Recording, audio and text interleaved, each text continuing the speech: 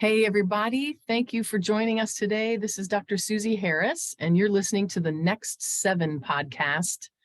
This is a podcast that highlights the intention for all beings to have access to clean organic food, clean water, and access to functional healthcare.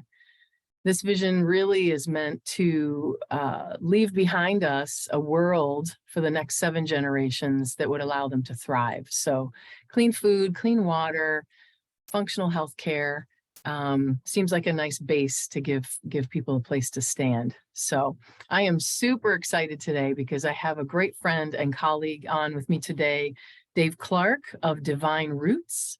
And Dave, he's a clairvoyant reader, also a healer and a teacher. He helps a lot of people become more aware of themselves as spirit. And I'll let him talk more about that because it's quite amazing, the work that he does. And I want to say, Dave, one of the favorite lines I read on your website was giving people a deeper understanding. It creates space to let go of limiting beliefs and patterns so that you can create a new way of relating to your life that's in alignment with who you are. So how are you doing, by the way? Oh, very good. Thank you so much for having me. I really appreciate it. I'm honored. Yeah, I am super glad to have you here. Just a little note as well, I usually go sleuth around about your background so I can share it with people. You have a master's degree in early childhood special education from the University of Vermont, and you completed a clairvoyant training program at the Intuitive Awareness Center. That's here in Georgia, Vermont, co-founded by Gwyneth Flack and Gail Myers. And then also, there's a couple more programs you completed, but even equally as amazing, and probably, I just love Michael Tamura. So the fact that you joined Michael and Raphael Tamura's Seers Healers Apprenticeship Practicum experience. So you've completed a lot of their trainings. So I'm going to back out of listing all the things that you've done and just kind of get into letting people hear more about your heart and how'd you get into this and that sort of thing. Yeah, well, absolutely. What did inspire you to get into this?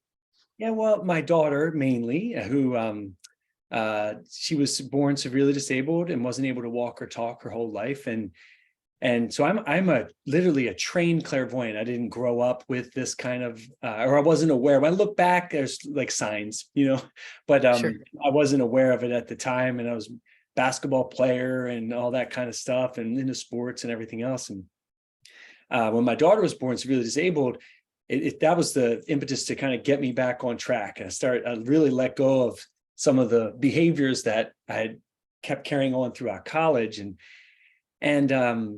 And then eventually, because my daughter couldn't walk or talk, I came across someone in a kindergarten program.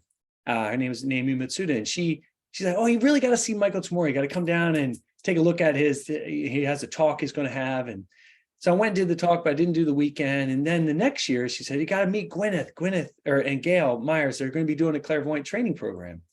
And I thought to myself, man, Gail Myers, who was an MD in internal medicine, I was thinking, boy, if she went through all that medical school training and believes there's validity enough to this that she's teaching it, I was like, I got to give it a try. Maybe it'll help me communicate with Ella better. And at that time I had all these fantastical ideas, but so I told myself, all right, I'll just do everything they say for 1 year, And at the end of that year, if I think it's all a bunch of hogwash, then I'll stop and I'll find something else. But I haven't gone back since. And what I realized is that I was already communicating very profoundly with Ella on the nonverbal spiritual levels. And it just helped me recognize and become more aware of that.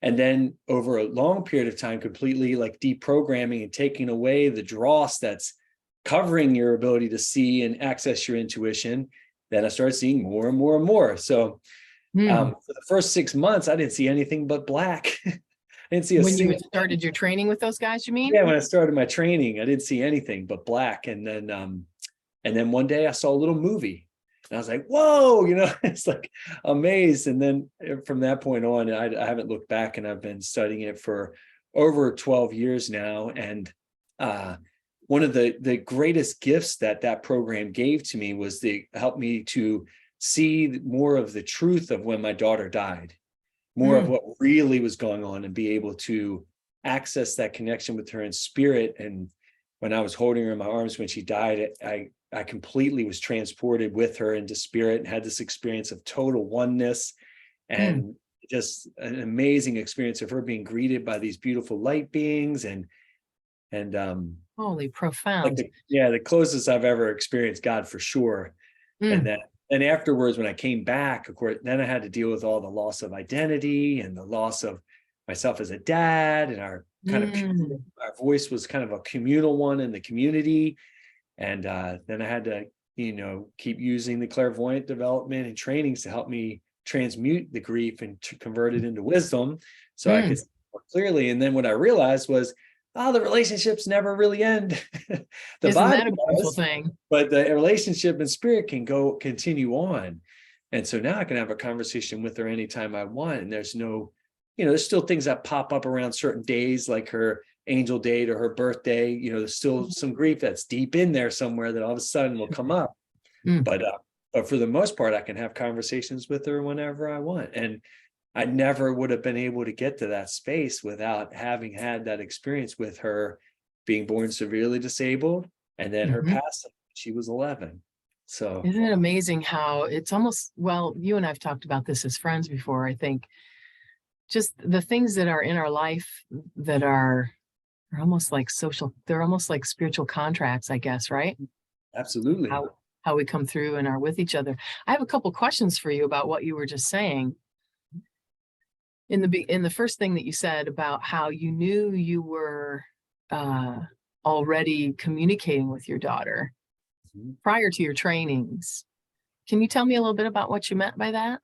Yeah, I think at some level, most parents would agree that they kind of know what their kids want. You just kind of know through. It's hard to describe. I just always felt like I knew what Ella wanted, and what my struggle with her was is developing a way that she could communicate to those who didn't know her what she wanted, and what I realized through the trainings is I was able to access more and more of the communication, so that we started creating art together and things like that, based off of, instead of doing yes and no, which is the way we used to it, I would just listen to her tell me. And then I would create it for her because she couldn't move, So that part, and I remember very early on in Ella's life, when she would cry, I felt like my chest was just going to explode, So heart to heart already, I knew, like, this. I didn't realize. I just thought, oh my God, if I don't get her to stop crying at the time, I'm going to like implode with like anxiety, because it was just so intense back then when she was an infant. But I realized later on that was just heart-to-heart communication, and I knew I needed to do something, right? I knew I needed to respond. I knew I needed to help her in whatever way at that time. So it's just, I don't know, there's things like, I don't know if it's innate in all parents, but with both my wife and myself, it's kind of like we just knew. I think parents would hear what you're talking about. I think even just not, you certainly wouldn't compare the two, but I think also people would say that about pets and stuff. Like they can't, absolutely. You super pick that up. Yeah. And so when you talked about when you first started your clairvoyant trainings, first all you saw was black, and then you got a movie. Is that like in a state of meditation that you get into first, and then you can kind of have those experiences? Yep. And that kind of goes into when I teach my own classes in the beginning. The way that I was taught is it's all meditation. We do the meditation sitting in a chair with our feet flat on the ground. So it's a little different than some of the yoga meditations where you're sitting cross-legged and things like that. This is active meditation where you're actively running earth and cosmic energies, and you're getting yourself grounded and in the center of your head.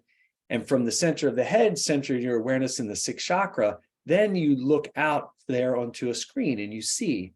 But in the beginning, there's so much programming that's telling you it's not real, that what you see, you're just imagining it. There's a lot of fear too around like what you might see, or can you trust what you see?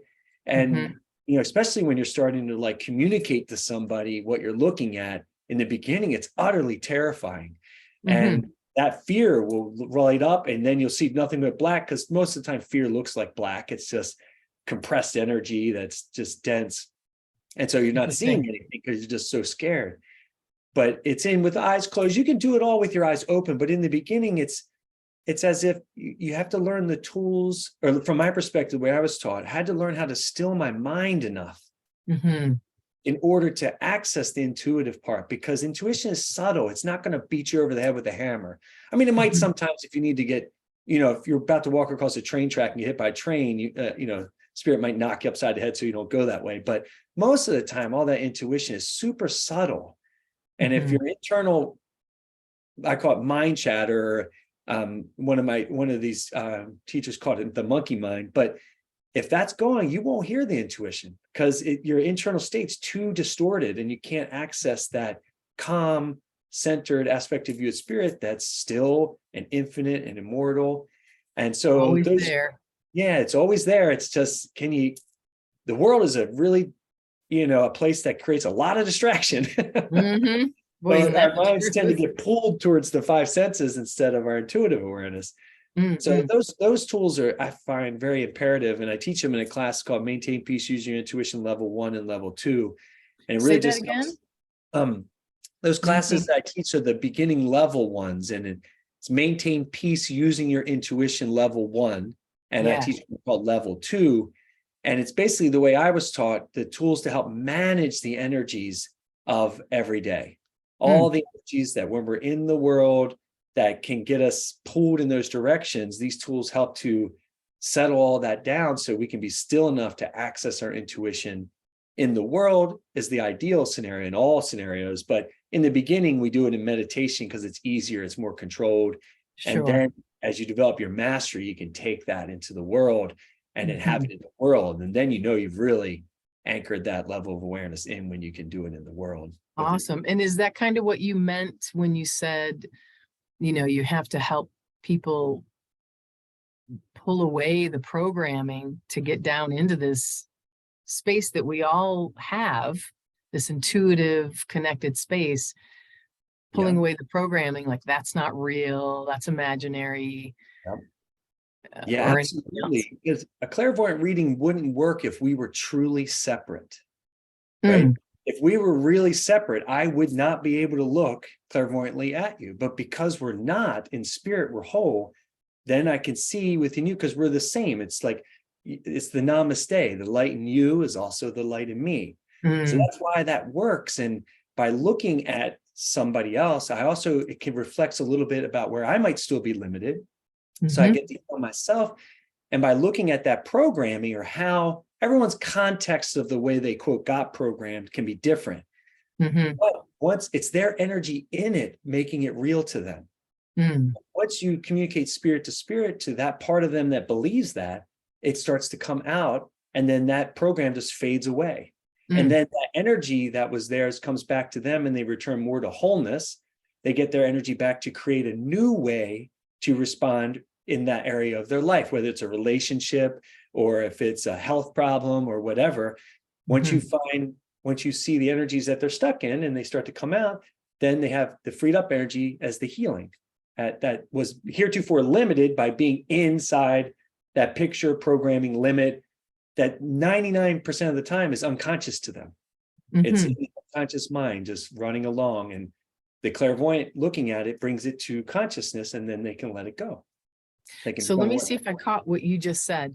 So if I'm having, let's say, a struggle in my life somewhere, and I sit with you, and you're able to clairvoyantly, spirit to spirit, connect, and through your skills that you've developed, catch where I might have a programming that's in my way for being able to have a more expanded understanding of things. Mhm.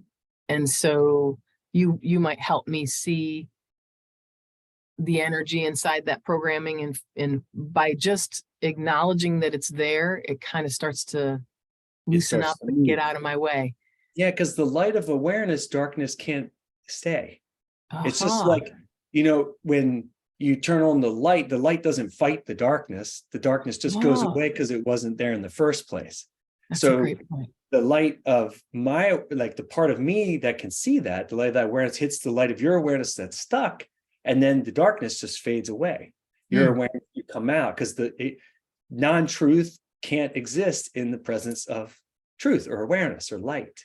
So darkness can't be there. And so that's another way to kind of describe how it works. And I'll give you an example of a client I had recently. Cool. We were looking at his relationship with he had a fiance and then they broke up, and we were looking at that dynamic. And one of the things I saw in his heart chakra was he had a pain picture from his stepfather, where his stepfather was very abusive to him. So physically abusive. Then on the other side, he had an abandonment picture related to his real father not being present. So he was in a lot of pain from those two dynamics, the physical abuse and the child, him being terrified and in pain. And then the other side, the child is lacking worth because he's been abandoned by his biological dad. So those are him as a child, birth to 6, somewhere in that range, in a lot of fear and a lot of pain. It's in the heart chakra, pushed way back. In front of it was this hard yellow that when he was a kid, he would have to listen to his mother and stepfather argue and yell at each other and get in these big fights. And he's in the other room listening to it all, obviously resisting it because it doesn't sound good. And he even said he would tell his family, like, I can hear you, I'm in the other room, as a kid. So he felt helpless, like he couldn't do anything, but he was resisting it. So that argument energy in the yellow got in it as a protection to the pain. So when his fiance, if his fiance was just having a bad day, the child him, who thought he was the cause of his parents getting in an argument, would get lit up within him. And he would think that the bad day his fiance was having was his fault and try and get all worked up. And then he would slide forward into the yellow and start arguing, because that's the energy he took on from his parents. And he basically created the scenario again of him and his mom and his stepfather arguing. Now he's arguing with his fiance and pushing him or pushing her away because he's trying to protect himself from the pain of the child that was abused, basically. Wow. So he acts it out.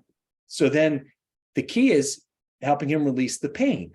So communicating to him about why he was afraid, and him becoming aware, oh, that's past time, right? That's something that I did experience back then, but I don't need to carry it forward to where I am now. And then he lets that go. And then some of the protection fades away. He gets some colors back that are his, like his bright colors, that now he can relate to his fiance differently from, instead of falling into this old pattern of protecting his pain with anger. And that same mechanism wouldn't show up in his work life, because in his work life, no one's lighting up that pain. It only happened in his personal life. Interesting, isn't it? Wow. Yeah. Wow. And I can imagine, just from what I know from my own work, any sort of packed away pain, packed away grief, anything that hasn't been able to get some air or light, even if it's subconscious, can start to manifest in your body as a physical health problem. Absolutely. I completely agree. As a matter of fact, I think all of that is what leads to the physical ailments. Doesn't it make sense? Because the body knows how to just be humming along without pain and all the disease and that sort of thing. But blocked energy can be a thing. Oh, it really can. And then it trickles down, and the body is like really a servant to you as the soul. It just matches where you are. And if you're holding pain, then the body over time will express it. It doesn't show up in the beginning, but if we keep making like repetitive decisions based off of unconscious programming over time, then when we're 40 or 45, all of a sudden we're having all these problems, But, yes. And did they sort of work it out? I don't know. I'm not sure. It's in process. You don't Lots of times I never hear what happens after the reading. So I don't know. Yeah, I know what you mean. Yeah, I just have to trust that Spirit's going to align it all for the better of both of them, And so tell me a little bit about, why would a person, and I think I know this and you know this, but sometimes I forget, people who might not be familiar with this kind of work wouldn't think about this. What would the value be for someone? I mean, obviously what you just described would be like if someone took that and worked it through, it would improve their relationships. But what would be the value of sitting with you and having you do a reading or some sort of healing type stuff together? I think the main value is being validated as spirit.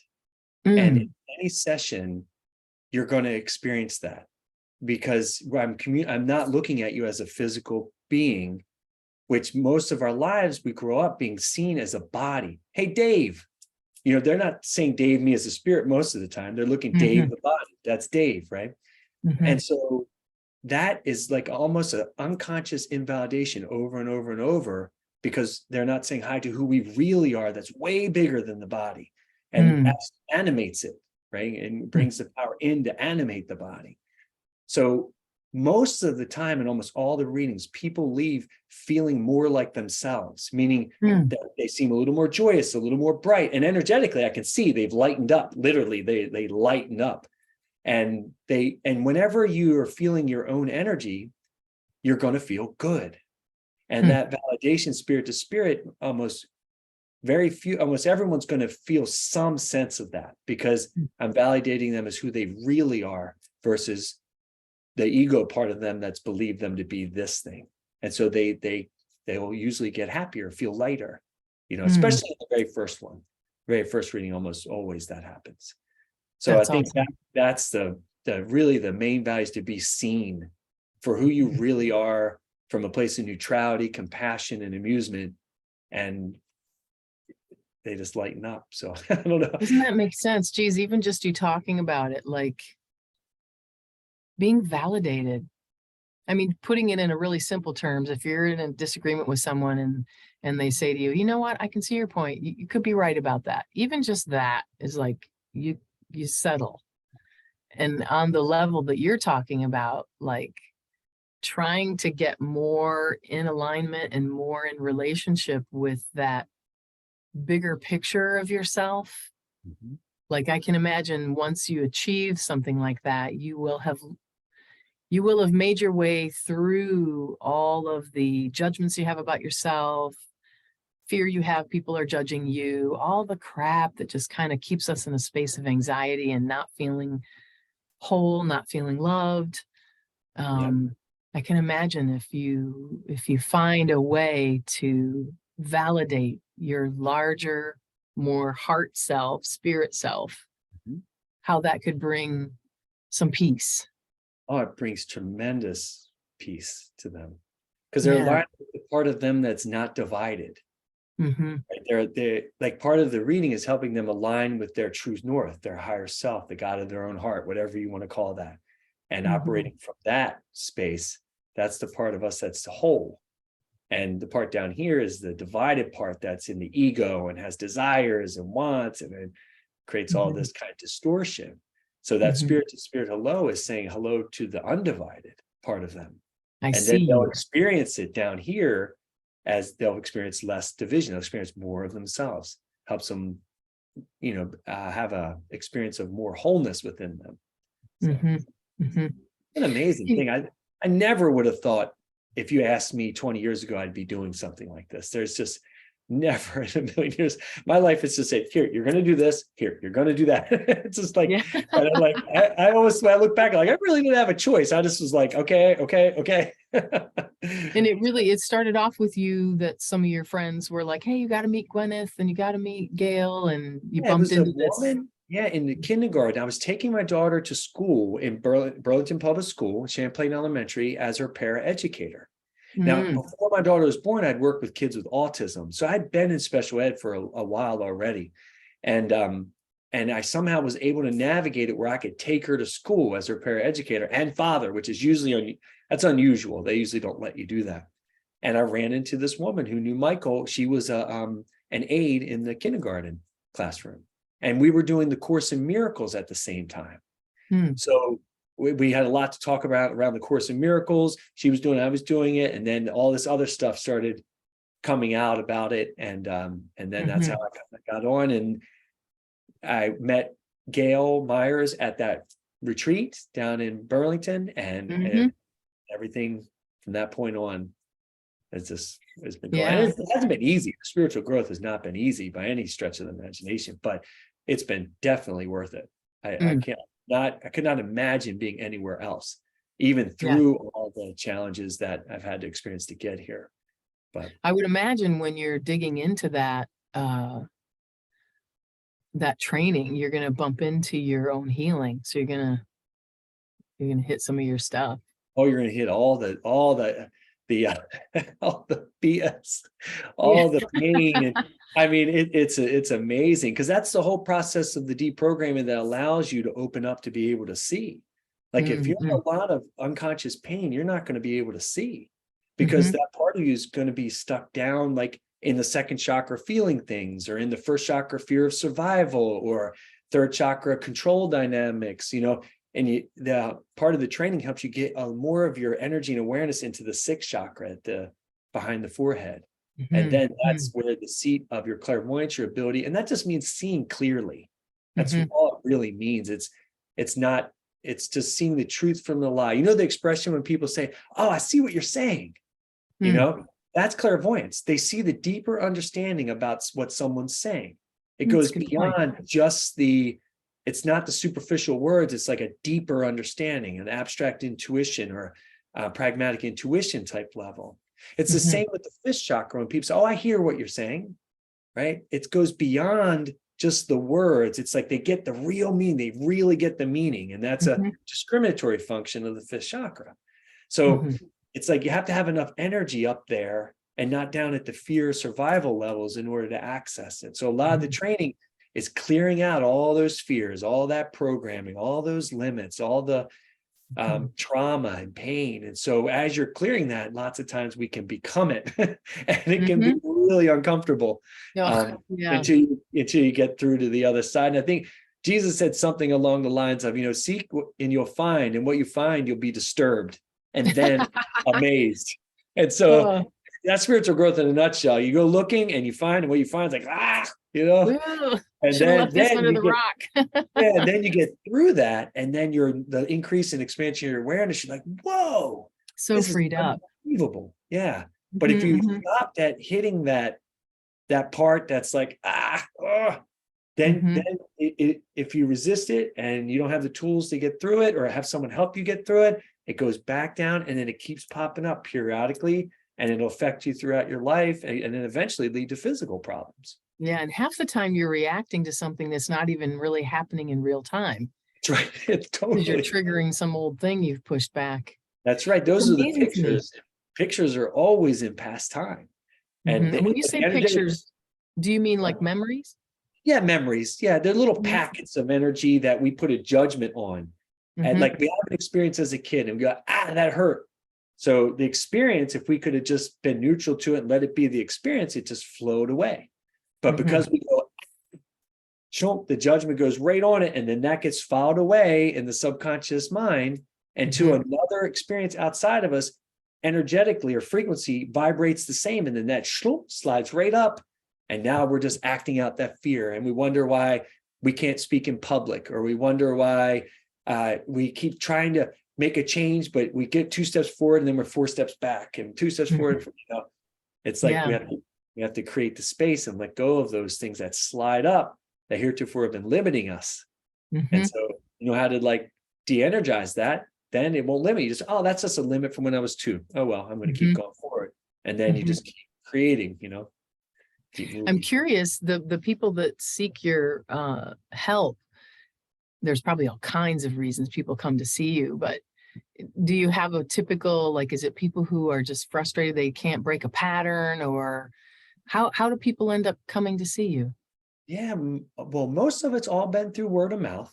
And in the beginning, I used to get, when I first started giving readings paid, like professionally, I was getting a lot of relationship type of questions, people coming with relationships that weren't working. And that's a mirror, because then it's I have to look within myself and my relationships, because then let go. So it's win-win. I get to heal as I'm looking at their relationship, helping them heal. But now it's much more eclectic. People come for all kinds of reasons. And whether it's personal relationships, relationships, career, and health tend to be the 3 most popular reasons. But relationships, career, and health. That makes sense.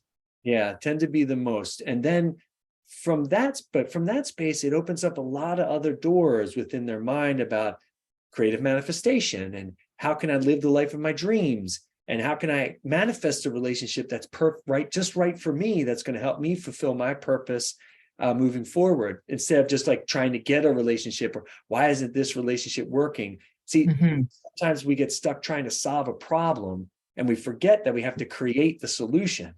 Right. So by helping them recognize the underlying cause of the problem, then their energy comes out. That creative power now can be used to create a new way going forward instead of falling into the same old patterns. So if people come back for more readings, it tends to go way more deeper into helping them fulfill their soul's purpose and spiritual path. But in the beginning, we have to get through certain things in order to get to that space. And so it can be lots of different things. Makes sense. And people come from all around, it's just like sometimes people come, they want to know why something happened to them. Like one woman who barely ever drinks, had 2 glasses of wine at a thing and ended up getting an accident, and couldn't understand the context of why would she create that in her life as an experience to learn. If I looked at my life with my daughter and was like, why did I create this experience that for her to be severely disabled, and then die when she's 11, like you'll run your mind into the ground. You'll just be depressed. But if you step back and see the context of the spiritual learning, it's been all geared towards me. For me, it's been helping me become more aligned with spirit and nonverbal communication and the power of spirit that leads to the physical manifestation of things. And for my daughter, she was learning too, because she was really powerful in her life and her influence on people, and she couldn't talk or walk. She had to be wheeled around and carried everywhere. But everyone who ever met her remembers her. And the main thing that comes up is love, love, love. Ella was all about love. All about the love. And you couldn't go into competition with Ella, right? Because she couldn't compete with anything. So the only thing you could do was play with her, share your life with her, be with her. You couldn't try to be the best with her, because what were you going to be the best at? She couldn't do anything on the physical, right? So immediately she was teaching people how to change their paradigms in their mind to fit someone like Ella into it. You couldn't compete with Ella. You had to let go of all that. And then love can come forward. Because naturally, as spirit, we are loving beings, but our egos, can get in the way of all that, in the way of us experiencing it, so. Boy, we sure need more of that right now, don't we? We've had such an interesting few years where everybody's fear and trying to protect themselves and all of that stuff. Your angle makes a lot of sense for coming back to the heart, coming back to who we are as spirit and humans who truly, really kind of, I think we feel best when we're back in our seat of love and taking care of each other. But it's hard to do when you get all these other, facets that kind of put you in the defense mode, put you in the survival of the fittest, and living up to some image. More. Yeah. I know. I remember someone telling me a story once of, I think it was an indigenous practice where, I'm probably going to get this wrong a bit, but it was something about when the baby was born, they really didn't let a lot of people around the baby. And they took care of the baby super deeply. And for the first number of days, the baby was in darkness and just surrounded by love. I think the idea was to not try to remember not to impose on a new arrival spirit being all of the thoughts and thinking and should be and shouldn't be, and look, he's this or she's that. It's like, no, don't even say it. Give this spirit a chance to arrive and arrive before start magnetizing all that stuff and pulling it in. That totally, I think they're onto something there. Yeah, right. I really do, because lots of times when the soul comes through the transmediumship space of the female, as they're going to enter into the body, they'll pick up all the energy from if they resist anything within mom as they come through there, and then they carry it right into their incarnation, partly because that might be what they're looking to learn and work on throughout their life. But other stuff can just be in the way. And then if you have it that early on, you're just going to think it's you, not even Mhm. recognize that you picked it up from mom through the incarnation process. So Right. it's pretty amazing. And Mm. that when you were talking about that, I was saying, wow, they're able to manage the energy of that in a way to minimize how Mhm. much that soul just absorbs just through, because we're like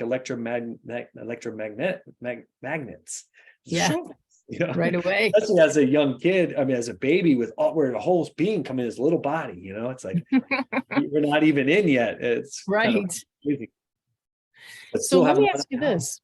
If someone were to come see you, what does a session look like? How does it work interfacing with you?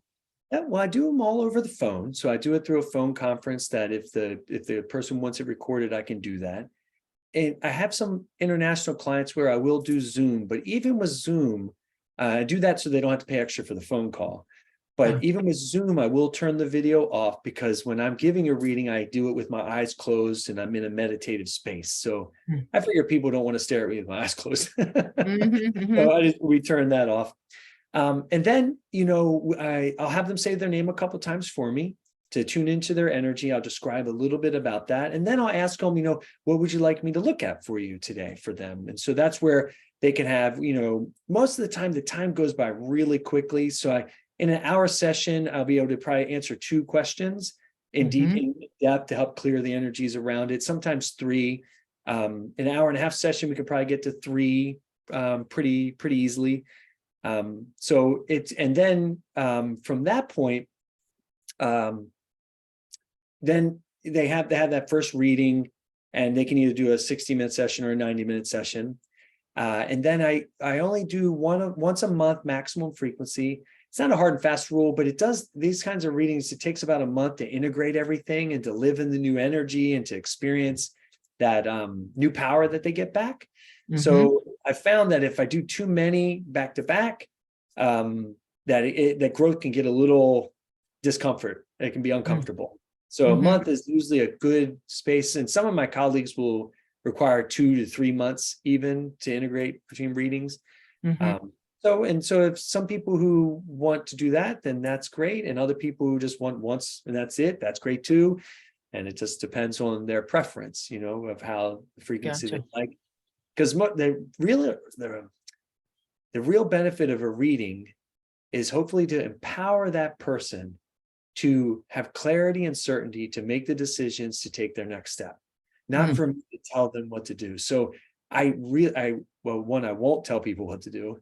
And I try my best not to offer advice and predict things. Because although I can do that, if you tell someone that something's going to happen in 6 months, they're going to wait around for that thing to happen in 6 months. Mhm. They might miss all the miracles that happen between now and that 6 months because they're Mm. waiting for something. So it tends to program people if you tell them those things. So I do my best not to do that and just read the energy and what has been limiting them within them to help heal it so that then they can get their creative energy back and respond from their power, not to rely on me to be giving them the answers, but that they have the answers within themselves. And my teacher, Michael Tamor, wrote a whole book called You Are the Answer. So Mhm. that's the real power in it. And over time, most often than not, after a certain point, you don't need readings anymore because Mhm. you start learning how to do that stuff yourself. And then maybe periodically you might need someone to take a look at something because you just got really stuck, and some things can be really hard for us to look at within ourselves, and we might need someone to put an eye on it. But over time, the hope is, from my perspective, is it empowers them to enough to be able to do all the stuff themselves and live Mhm. in this world, bring heaven to earth, their light here, and shine it themselves. So I love how that sounds. That's yeah, amazing. that's the I'm hope. so glad you're on the planet. Oh, thank you. I'm glad you're here At least too. during the day. Oh, well, I think the only other thing, unless you have other things, did you have anything else you wanted to have people know about you? Oh, this has been great. I think it's covered everything that I'd like to share. Yeah, it's Yeah, and fantastic. we'll definitely have a link to your website and contact information from you in the notes that come with the podcast when it goes out. People can find it out there. I do like to ask this one question. It's a little bit overdone maybe, but I just love this question. If you were able to talk to your 20-something self, Mhm. what kind of feedback would you give yourself? What kind of advice? Yeah, that's an interesting one.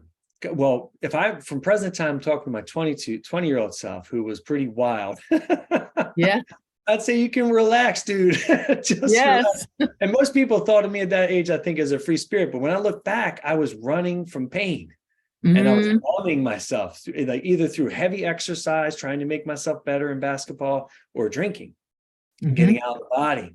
So I was running from pain and I wasn't really aware of that. That's what I was doing. mm. So I would just let myself know, hey, you're good enough, dude. You are enough, brother. And Beautiful, beautiful message. you're enough, man. You don't need to like kill yourself to try and make yourself more. And that's what self-realization, what I've come to discover, really is, right? It's not Mhm, making yourself better. It's discovering who you've already always been, mm. right? Without the divisions in your So mind powerful. fighting you. You just got to let go of the divisions. You discover, oh, I've been whole the whole time. Holy moly, I've been had. I've been had by the Yes. ego. It's just amazing. Oh, So yeah, that 20-year-old self, I just say, man, you're enough, brother. You're good. yeah. What a beautiful message. Yeah. Boy, that really, like, I feel my heart open when you say that. Yeah. Well, So thank you so much, friend, for making time to do this today. I appreciate all that you bring. you're And welcome. My pleasure. yeah, we'll definitely make sure people figure out how to find you.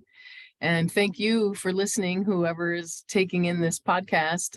Again, this is NEXT7. I'm Dr. Susie Harris, and I am super committed to continuing to raise the awareness of a thriving life. I believe it's pretty helpful if everyone has access to clean organic food, clean filtered water, and access to functional health care. And like we've been talking with Dave today, many different angles to come from for finding your way to your most balanced self. I think when people are healthy and feeling well, they're a little more able to look around and notice who's around them and who else might need some love and some help. And then we start behaving on the planet in a way that's thriving. And we leave that behind for our next 7 generations so they can be experiencing that same thing. So thank you so much for being Thank here. you.